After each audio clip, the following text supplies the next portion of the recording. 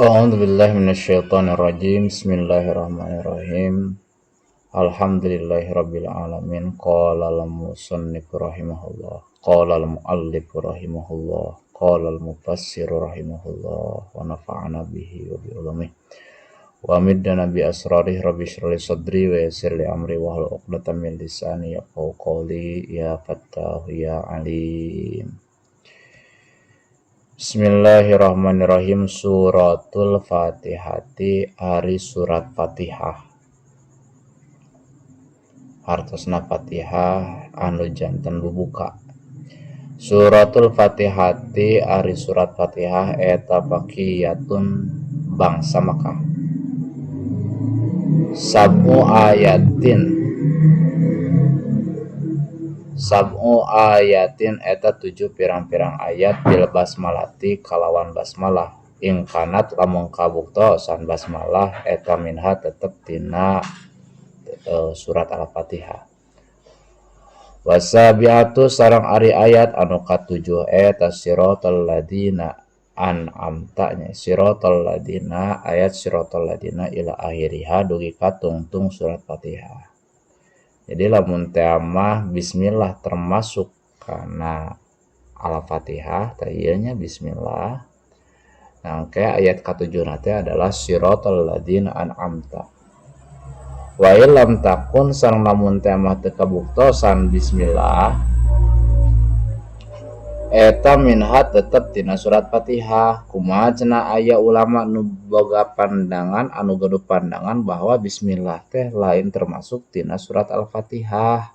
Nah, tetep wae ieu ge 7 ayat. Pasabiatu maka ari anu katujuhna eta pasabiatu maka ari ayat anu katujuhna eta ghairil maghdubi ila airiha. Tah ti kawit ghairil maghdubi itu ila airiha dugi katungtungna surat al-fatihah eta ayat anu katujuh. Jadi kena berenang itu siratal ladzina an'amta alaihim eta ayat, terus ghairil maghdubi eta ayat anu sanes deui. Wa yuqaddaru sareng dikira-kirakeun fi awaliha dina kawitanana surat al-fatihah teh qulu lapad qulu ditakdirkeun dikira-kirakeun. Jadi ulama ahli tafsir gaduh pandangannya gaduh ieu kitu nya nafsiran bahwa dina sateuacan surat al-fatihah sateuacan bismillah teh aya qulu ucapan qulu heula. Liyakuna supaya kabuktosan naon maqobla iyyaka na'budu ayat anu sateuacan iyyaka na'budu eta munasiban ngamunasabahan atanapi metukan lahu kana iyyaka na'budu biqauliha ku kaayaan iyyaka na'budu teh ayat iyyaka na'budu atanapi ayat Fatihah we sadayana eta min maqolil ibadi tetep tina anu dicarioskeun ku makhluk. Ya, salah tafsiran surat Fatihah di dieu teh memang lamun teh mah dihartosan wae ieu mata janten aya bahasa nama lamun diemutan gitu di pikiran ku urang al-Fatihah teh kieu. Pan Al-Qur'an teh kalamullah. Jelas ieu teh sadayana surat Al-Fatihah duikeun ka surat An-Nas adalah dawuhan Gusti Allah taala. Tapi lamun teh mah ngijir ka iyyaka na'budu lamun ieu dawuhan Gusti Allah kitu teh. Pan iyyaka teh ka anjeun kitu. Allah nyebutkeun ka anjeun gitu. Kana eta teh henteu munasabah. Itu teu nyocogan. Ya. Iyyaka na'budu cek Allah iyyaka ka anjeun wungkul kuring ibadah mah nya Gusti Allah ibadah ka urang pan kitu. Nah, maka gitu penting di dieu gitu saur ahli tafsir ngucapkeun qulu tah bahasa qulu teh adalah piwuruk Gusti Allah keur urang ya. Qulu bismillahirrahmanirrahim ucapkeun ku anjeun bismillahirrahmanirrahim. Qulu alhamdulillahirabbil alamin sok ucapkeun ku aranjeun alhamdulillah. Qulu arrahmanirrahim sok ucapkeun arrahmanirrahim. Qulu maliki yaumiddin ucapkeun. Nah kitu tah. Qulu iyyaka na'budu wa iyyaka sok ucapkeun iyyaka na'budu wa iyyaka nasta'in. Qulu da qulu teh ucapkeun ku aranjeun. Jadi selarasna sanaos ya Al-Fatihah teh kalamullah tapi Allah geus maparinkeun surat Al-Fatihah teh keur urang. Jadi urang anu macana dawahan Allah anu dibaca ku urang, anu diucapkeun ku urang. Jadi tetep ieu teh lantaran Al-Fatihah teh dipasihkeun keur urang gitu. Bismillahirrahmanirrahim. Bismillah ku jenengan Allah ayana segala perkara anu geus aya sareng bakal ayana segala perkara anu bakal aya. Ar-Rahmani sifat Allah anu Maha Rahman, Ar-Rahimi sifat Allah anu Maha Rahim. Alhamdulillah ari sadaya puji eta lillahi tetep kagungan Gusti Allah. Alhamdulillah teh eta jumlatun khobariyatun. Lafaz alhamdulillah adalah jumlah khobariyah. Kusida dimaksad biha kalawan jumlah khobariyah atanapi kalawan hamdalah teh as-sana'u ala Allah. As-sana'u ngalem ala Allahi ka Gusti Allah. Biman muniha kalawan anu itu dimuatkeunana ku itu hamdalah. Ala annahu netepan kana saenyana Gusti Allah taala teh eta malikun anu ngamilik anu ngagaduhan kitu. Pemilik di jami'il hamdi ka sakabehna pujian minal khalqi ti makhluk. Ya, puji ti makhluk. Sadaya kitu puji. Anu ngamilik gitu. Matak lillah di dieu mah dihartosan dimiliki kagungan Gusti Allah.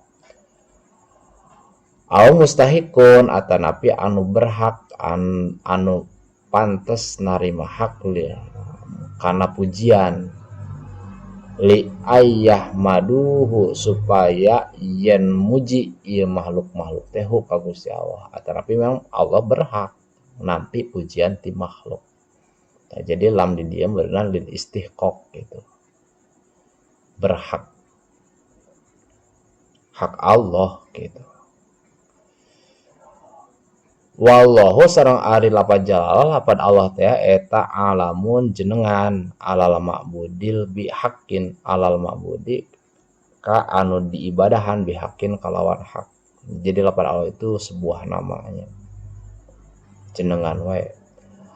Rabbil alamina anu ngurus mangeranan sakabeh alam maliki jami'il khalqi tegas nama anu ngamilik anu nguasai ka sakabeh makhluk. Saha cenah minal insi nyaeta manusia wal jinni jeung jin wal malaikati jeung malaikat wad dawabi jeung gegermetan hewan melata. Wa goirihim jeung saliyana ti itu anu disebatan sadaya nanya Ya'juj Ma'juj setan gitu kan surga neraka sakabeh makhluknya bidadari wildan gilman sadayana itu adalah makhluk Allah diurus ku Gusti Allah. Wa kulun sareng ari masing-masing min hatina itu jin manusia malaikat gegermetan yutlaku dibahasakeun alaihi kana kulun non alamun alam. Jadi masing-masing aya alamna. Ya, aya alam manusia, aya alam jin, aya alam malaikat, aya alam sasatoan. Yuqalu alamul insi diucapkeun alamul insi alam manusia wa alamul jin jeung alam jin ila ghairi dalika duikeun ka salianti itu anu disebut nya naon wae alam setan, alam sirum, alam simet. Wa gulliba sareng dilindihkeun fi jam'ihi dina ngajamakeunana kitu dina ngajamakeun lapan alam bil ya'i wan nun kalawan ya jeung nun. Ulil alami gitu. Anu ngabogaan alam. Ulul ilmi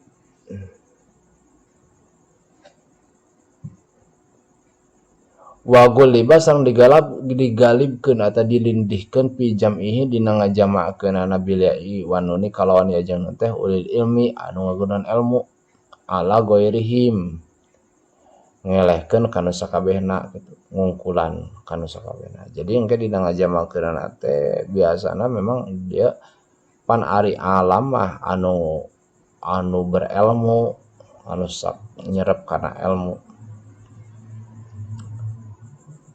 Tapi yang kena teh asup anu henteu berilmu ge kanu berilmu.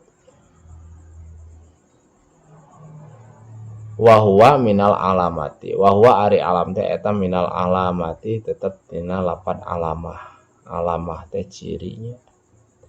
Li'annahu karena sayaktosna alam eta alamatun jadi ciri alam maujudi karena ayana itu manusia jin jeung sagalananya. Atanapi li'anau karena sayana alam eta alamatun jadi ciri alam maujudihi karena alamatun jadi ciri jadi tanda alam mujidihi kanu ngayakeun itu alam. Li'anau karena sayaktosna alam teh eta alamatun jadi ciri atanapi jadi tanda alam mujidihi kanu ngayakeunana. Ya, jadi tanda tetapnya alam itu menjadi pertanda bahwa Allah itu memang ada. Naon cenah ge dalil ayana Allahnya ayana alam gitu kan. Wujud didalilan ku alam, kidam didalilan ku alam, bako didalilan ku alam. Wujudul alam itu menjadi tolak ukur sebagai dalil dina ayana anu nyiptakeun. Ar-Rahmanir Rahim ayatir rahmati. Ar-Rahmanir Rahim lapan ayat di rahmati tegas nama anu ngagaduhan sifat rahmat teh kadede. Wahia iradatul khairi li ahli. Wahia ari rahmate eta iradatul khairi ngarepkeun kana kasayan li ahli pikeun ahlina. Maliki yaumiddin anu ngarajaan dina poe pangbalesan. Ai al jazai tegas nama pangbalesan. Wahwa ari yaumuddin teh eta yaumul kiamati poean kiamat. Wahusul sareng dihususkeun bidzikri ku disebat kunaon atuh disebat maliki yaumiddin teh henteu ieu kitu nya henteu pan Gusti Allah memang rajana kitu, raja sagala rupa, raja di mana-mana. Nah atun ni dina eta non aya naon atuh hikmahna gitu. Naon hikmahna kok disebutkeun dihususkeun yaumiddin gitu. Li'annahu karena sayaktosna kalakuan eta la malika teu aya raja eta maujud eta tetep dohiron anu dohir pihi dina yaumiddin li ahadin pikeun saurang oge illallahu angin Gusti Allah. Teu aya dohirna raja, teu aya dina kerajaan akhirat mah teu aya raja anu dohir kajaba Gusti Allah taala. Bidalili limanil mulkul yaum dillahil wahidil qahhar gitu kan. Kalawan dalil limanil mulkul yaum lillah.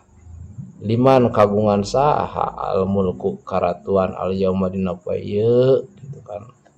Di akhirat engke jelema dina sabada ieu sabada poe kiamat di mautan 40.000 tahun numutkeun sakaul. Dina 40.000 tahun Gusti Allah ngadawuh limanil mulkul yaum. Makhluk hiji-hiji acan anu hirup. Antukna Gusti Allah ngawalar ku anjeun lillahil wahidil qahhar. Waman sareng ari jalma atanapi ari ulama qara'a anu maos maliki lapan maliki yaumiddin makna dipanjangkeun. Tah ieu kan aosan anu biasa diaos ku urang jadi mimna teh panjang. Teu dina Al-Qur'an cetakan luar mah kitu maliki teh dibaca pendek tapi aya alifan gitu. Tah ieu teh meunang dua wajah macana. Gitu. Dibaca panjang, dibaca pendek.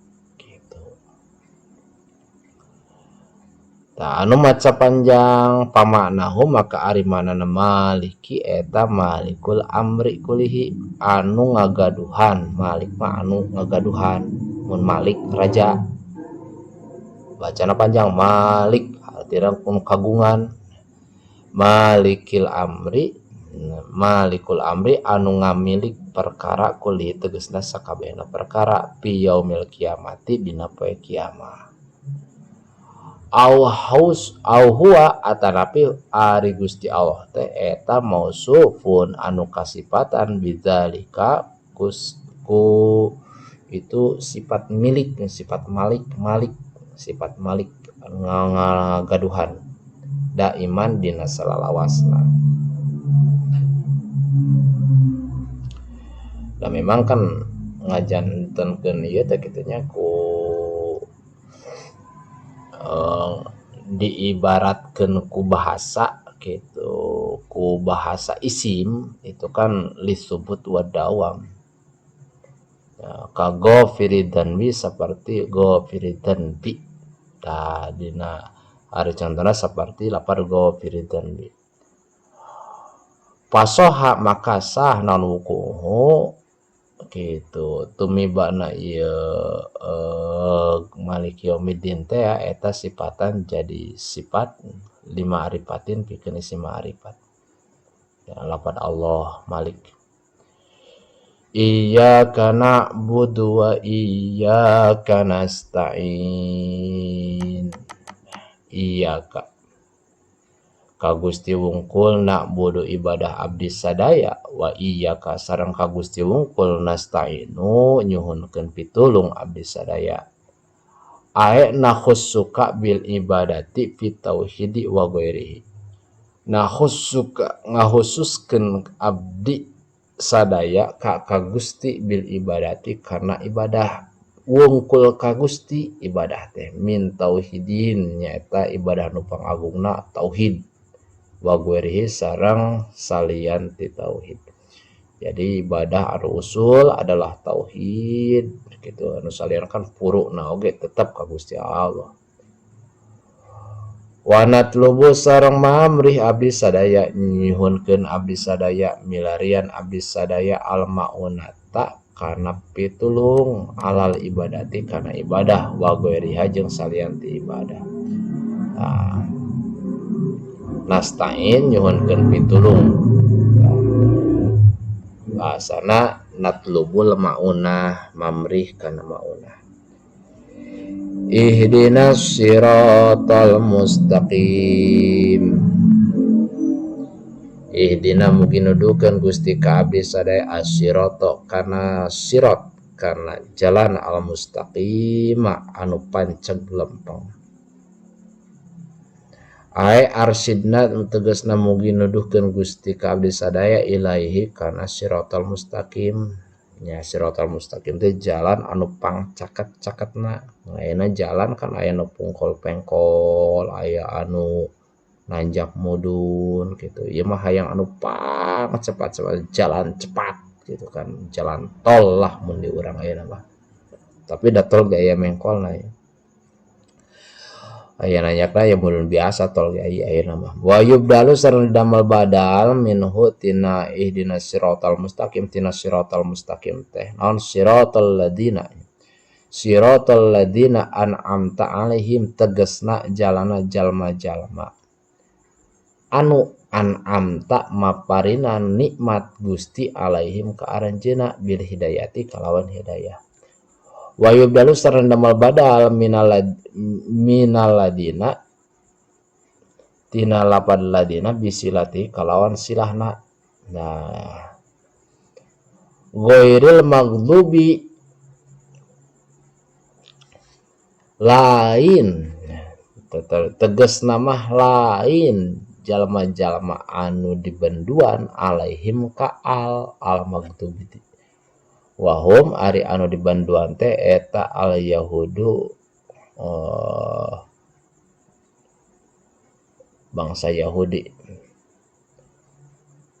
wala wa goirinya wa goirudolin jeung lain jalma-jalma anu salasar wahum ari jalma-jalma anu sasar teh eta an-nasara jalma-jalma anu nasrani. Wa nuqtatul badali sareng ari paedahna di badal nuktahna badalnya paedahna badal eta ipadatu annal muhtadin laisu yahudan wala nasara. sanyanyana anu kenging pituduh teh lain jalma-jalma bangsa Yahudi jeung lain oge anu agama Nasrani.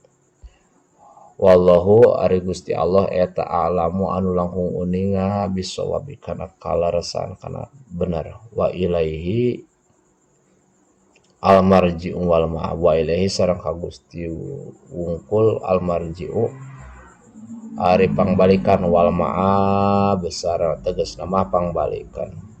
Wasala sarembungi ngawuramat saha Allah Gusti Allah ala sayyidina ka ratu urang sadayana, ka panutan urang sadayana, ka junjunan urang sadayana Muhammadin tegas nama Kanjeng Nabi Muhammad. Wa ala alihi sareng ka kulawargina Kanjeng Nabi, wasahbi sareng para sahabatna Kanjeng Nabi, wasallama sareng mugi ngawuh kawilujengan kaselamatan Gusti Allah ka Kanjeng Nabi, tasliman kalawan salam temenan, salam nyaan, kasiron anu saseueur-seueurna, daiman anu salawasna, abadan anu salami lamina. Wa hasbuna sareng cukup ka abdi sadaya saha Allah Gusti Allah, wa ni'mal wakil sareng pangsae-saena anu dijantenkeun wa wakil. Wala haula sareng teu daya upaya nyingkahan darakat ka Gusti Allah, wala quwata sareng teu aya kakiatan kangge ibadah ka Gusti Allah illa billahi angin kalawan pitulung Allah al aliyyi anu maha luhur, al azimi anu maha agung. Wallahu a'lamu bissawab.